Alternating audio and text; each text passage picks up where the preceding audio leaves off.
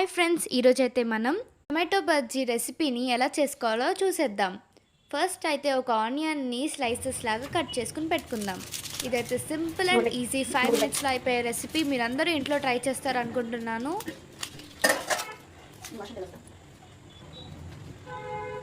ఇలా ఆనియన్ని మధ్యలోకి కట్ చేసి స్లైసెస్ లాగా చేసుకుందాం. సన్నగా రావాలి. ఇలా అయితేనే టేస్ట్ బాగుంటుంది.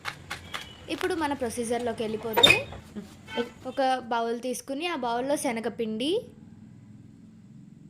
And a little bit salt వేసుకుని కలుపుకున్న తర్వాత కొంచెం వాటర్ వేసుకోవాలి. వాటర్ వేసుకుని లంప్స్ ఏమీ లేకుండా బాగా కలుపుకోవాలి.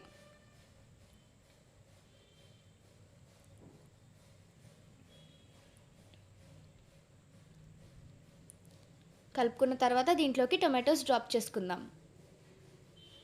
టొమాటోస్కి పిండి బాగా పట్టించి ఒక ప్యాన్ తీసుకుని ప్యాన్లో ఆయిల్ హీట్ అయిన తర్వాత ఈ టొమాటోస్ని ఆ ప్యాన్లో వేసేసుకుందాం.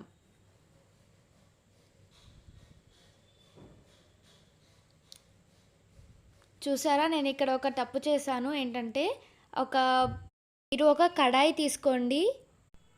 ఒక టమాటో బజ్జీని తీసుకుని దాంట్లోకి ఆనియన్స్, గరం మసాలా, ఉప్పు, కారం వేసుకుని బాగా కలుపుకున్నాం. తర్వాత గార్నిష్ చేయడానికి ఆనియన్స్, పైన లైట్గా మిక్చర్ అండ్ కొరియాండర్, లాస్ట్ శనగలు వేసుకుంటే రెడీ.